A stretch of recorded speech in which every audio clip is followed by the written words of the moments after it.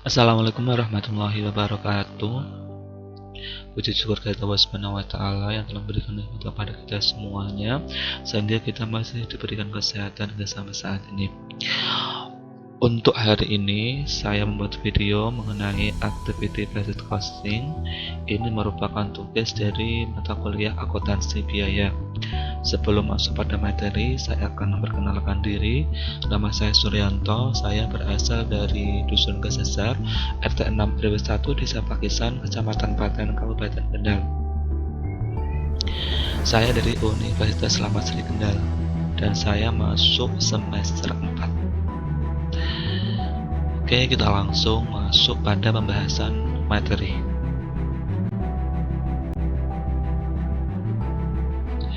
Oke, kita masuk pada pengertian ABC atau activity based costing dari beberapa para ahli. Yang pertama yaitu menurut Amin Wijaya bahwa ABC system tidak hanya memberikan kalkulasi biaya produk yang lebih akurat, tetapi juga memberikan kalkulasi apa yang menimbulkan biaya dan bagaimana mengelolanya. Sehingga ABC system juga dikenal sebagai sistem manajemen yang pertama. Sedangkan menurut Mulyadi, ABC merupakan metode penentuan HPP yang ditujukan untuk menyajikan informasi harga pokok secara sama dan kepentingan manajemen. Dengan mengukur secara cermat konsumsi sumber daya alam setiap aktivitas yang digunakan untuk menghasilkan produk. Itu merupakan pengertian dari ABC, activity based costing, menurut dari beberapa para ahli.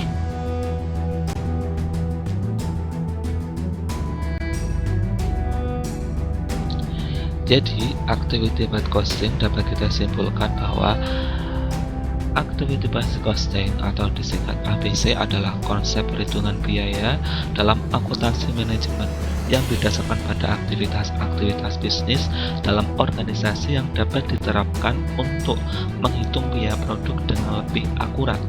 Produk merupakan hasil aktivitas-aktivitas bisnis dan aktivitas tersebut memanfaatkan sumber daya yang berarti menimbulkan biaya. Biaya produk dihubungkan ke aktivitas-aktivitas bisnis relevan dan kemudian ke sumber daya yang dimanfaatkan. Hal ini menghasilkan perhitungan biaya produk yang lebih akurat dibandingkan dengan perhitungan menggunakan konsep tradisional. ABC baik untuk diterapkan di perusahaan yang memproduksi lebih dari satu jenis produk dan memiliki komponen biaya tidak langsung yang signifikan. Dan selanjutnya itu adalah timbulnya sistem ABC atau sistem ABC timbul sebagai akibat dari kebutuhan manajemen akan informasi akuntansi yang mampu mencerminkan konsumsi sumber daya dalam berbagai aktivitas untuk menghasilkan produk secara akurat. Hal ini didorong oleh satu, persaingan global yang tajam yang memaksa perusahaan untuk cost efektif. 2. Advance manufacturing teknologi yang menyebabkan proporsi biaya overhead pabrik dalam produk cost menjadi lebih tinggi dari primary cost. 3. Adanya strategi perusahaan yang menerapkan market driven strategi.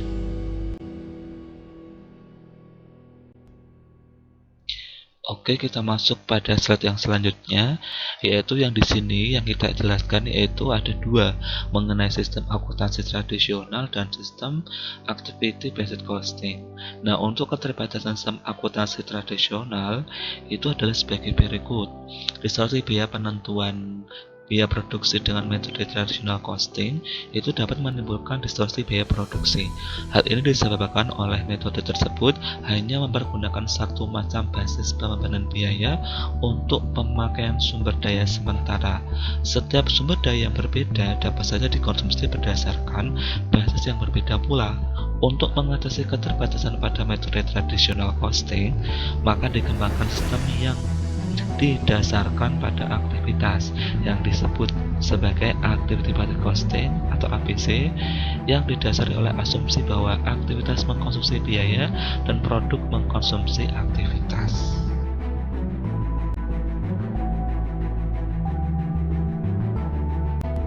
Oke, kita masuk pada yang selanjutnya.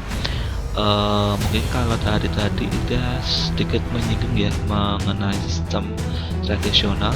Ya, apa saya sampaikan sekarang adalah kelemahan sistem tradisional itu sendiri. Apa sih kelemahan dari sistem tradisional? Kelemahan sistem akuntansi biaya tradisional yaitu akuntansi biaya tradisional didasarkan hanya menyajikan informasi biaya pada tahap produksi. Kedua, alokasi biaya overhead pabrik hanya didasarkan pada jam tenaga kerja langsung atau hanya dengan volume produksi. Yang ketiga yaitu adanya diversi produk, di mana masing-masing produk mengkonsumsi biaya overhead yang berbeda-beda. Itu adalah kelemahan sistem dari tradisional.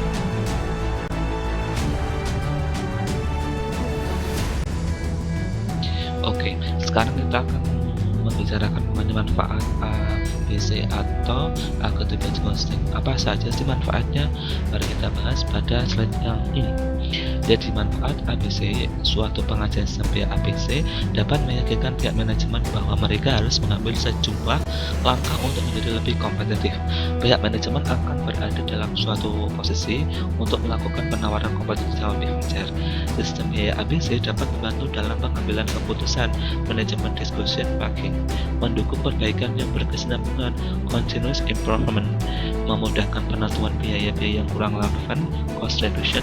Pihak manajemen dapat melakukan analisis yang lebih akurat mengenai volume produksi yang diperlukan untuk mencapai impasse, break even atau produk yang performa rendah. Nah, untuk keunggulan apa lagi yang bisa dimanfaatkan dari sistem ABC? Keunggulannya adalah keunggulan sistem ABC biaya produk yang lebih realistik, khususnya pada industri manufaktur teknologi tinggi di mana yang overhead adalah merupakan proporsi yang signifikan dari total biaya. Semakin banyak overhead dapat ditelusuri ke produk. Dalam pabrik yang modern terdapat sejumlah aktivitas non-lantai pabrik yang berkembang. Analisis sistem biaya ABC itu sendiri memberi perhatian pada semua aktivitas, sehingga biaya aktivitas yang non-lantai pabrik dapat ditelusuri. Sistem biaya ABC mengakui bahwa aktivitaslah yang menyebabkan biaya, bukanlah produk, dan produklah yang mengkonsumsi aktivitas. Sistem biaya ABC memfokuskan perhatian pada sifat real dari perlakuan biaya dan membantu dalam mengurangi biaya dan mengidentifikasi aktivitas yang tidak menambah nilai terhadap produk. Itu merupakan manfaat dari ABC dan keunggulan dari ABC. Oke, pada slide yang selanjutnya kita masih membahas mengenai keunggulan ABC. Sistem biaya ABC mengakui kompleksitas dari diversitas produksi yang modern dengan menggunakan banyak pemaju biaya atau multiple cost driver. Banyak dari pemaju biaya tersebut adalah berbasis transaksi daripada berbasis volume produk. Setiap biaya ABC memberikan suatu indikasi yang dapat diandalkan dari biaya produk variabel jangka panjang yang relevan terhadap pengambilan keputusan yang strategik. Sistem biaya ABC cukup fleksibel untuk menelusuri biaya ke progres pelanggan, area tanggung jawab manajerial, dan juga biaya produk.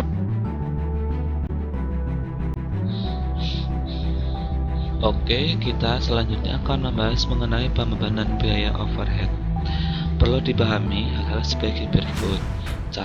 Cost driver adalah suatu kejadian yang menimbulkan biaya. 2. Rasio konsumsi adalah proporsi masing-masing aktivitas yang dikonsumsi oleh setiap produk dihitung dengan cara membagi jumlah aktivitas yang dikonsumsi oleh suatu produk dengan jumlah keseluruhan aktivitas tersebut dari semua jenis produk. 3. Homogeneous cost pool merupakan kumpulan biaya dari overhead yang variasi biayanya dapat dikaitkan dengan satu pemicu biaya saja. Untuk dapat disebut suatu kelompok biaya yang homogen, aktivitas overhead secara logis harus berhubungan dan mempunyai rasio konsumsi yang sama untuk semua produk.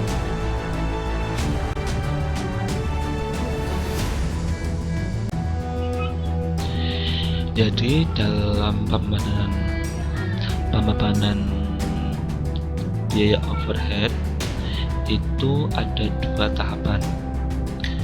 Yang tahap pertama, menurut Mulyadi, prosedur pembebanan biaya overhead dengan sistem ABC melalui 2 tahap kegiatan. Tahap pertama pengumpulan biaya dalam Kospol yang memiliki aktivitas yang sejenis atau homogen terdiri dari 4 langkah. Yang pertama yaitu mengidentifikasi dan menggolongkan biaya ke dalam berbagai aktivitas. Yang kedua, mengklasifikasikan aktivitas biaya ke dalam berbagai aktivitas. Pada langkah ini, biaya digolongkan ke dalam aktivitas yang terdiri dari 4 kategori, yaitu unit level activity costing, bad level activity costing, product standard activity costing, facility standard activity costing.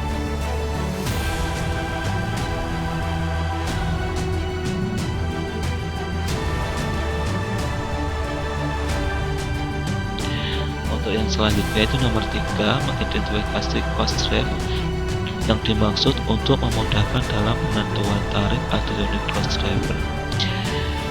Keempat, itu menentukan tarif atau unit cost drive, tarif per unit cost drive. Jadi rumusnya adalah untuk mencari tarif atau unit cost drive adalah sama dengan cost drive dikali jumlah aktivitas. Itu untuk tahap yang pertama. Untuk tahap yang kedua yaitu penelusuran dan pembebanan biaya aktivitas ke masing-masing produk yang menggunakan cost drive. Pembebanan biaya overhead dari setiap aktivitas dihitung dengan rumus sebagai berikut. BPOP yang dibebankan sama dengan tarif atau unit cost drive dikali cost drive yang dipilih. Jadi dalam pembebanan biaya overhead itu ada 2 tahapan seperti yang tadi saya jelaskan. Jadi setiap tahapan mempunyai rumus sendiri dari menentukan tarif atau unit cost driver dan menentukan BPOP yang dibebankan.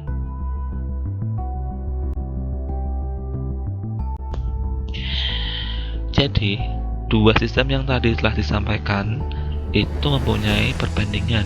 Jadi perbandingan sistem tradisional dengan ABC. Apa sih perbandingannya? Kalau dilihat dari tujuannya, untuk metode tradisional itu inventory levelnya, sedangkan untuk ABC-nya sendiri itu product costing. Kalau dilihat dari ruang lingkupnya itu tahap produksi untuk metode tradisional.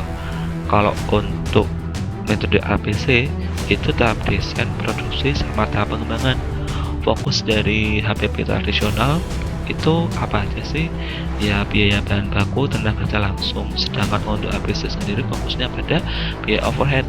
Periode yang digunakan dalam penentuan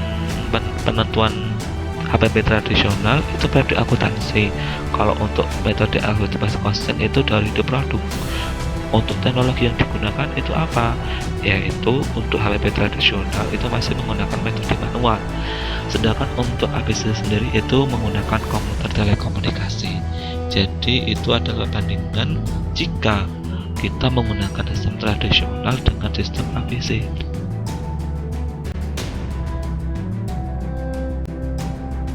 Cost driver. Apa itu cost driver? Cost driver adalah suatu kejadian yang menimbulkan biaya. Cost driver merupakan faktor yang dapat menerangkan konsumsi biaya overhead. Faktor ini menunjukkan suatu penyebab utama tingkat aktivitas yang akan menyebabkan biaya dalam aktivitas selanjutnya. Landasan penting untuk menghitung biaya berdasarkan aktivitas adalah dengan mengidentifikasi pemicu biaya atau cost drive untuk setiap aktivitas. Pemahaman yang tidak tepat atau pemicu akan mengakibatkan ketidaktepatan pada pengklasifikasian biaya, sehingga menimbulkan dampak bagi manajemen dalam mengambil keputusan. Jika perusahaan memiliki beberapa jenis produk, maka biaya overhead terjadi ditimbulkan secara bersamaan oleh seluruh produk. Hal ini menyebabkan jumlah overhead yang ditimbulkan oleh masing-masing jenis produk harus diidentifikasi melalui cost driver. Cost driver merupakan faktor yang dapat menerangkan konsumsi biaya overhead. Faktor ini menunjukkan suatu penyebab utama tingkat aktivitas yang akan menyebabkan biaya dalam aktivitas.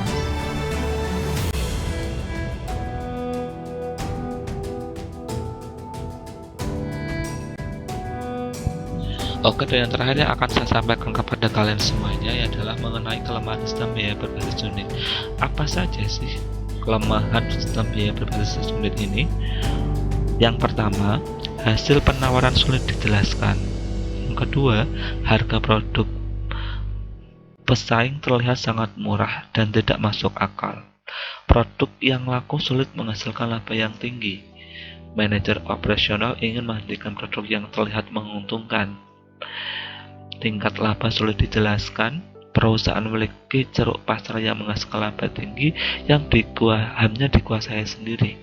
Konsumen tidak protes saat terjadi kenaikan harga. Departemen akuntansi menghabiskan banyak waktu untuk mendirikan data biaya pada proyek khusus. Beberapa departemen menggunakan sistem biaya sendiri karena merasa sistem biaya yang ada tidak akurat. Dan yang terakhir, yaitu biaya produk berubah saat ada perubahan aturan pelaporan keuangan. Itu adalah kelemahan sistem biaya berbasis unit.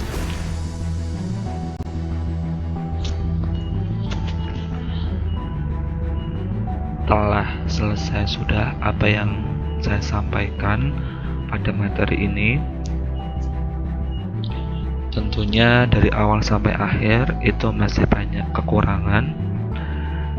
Saya sendiri juga masih belajar mengenai activity based costing ataupun sistem tradisional itu sendiri.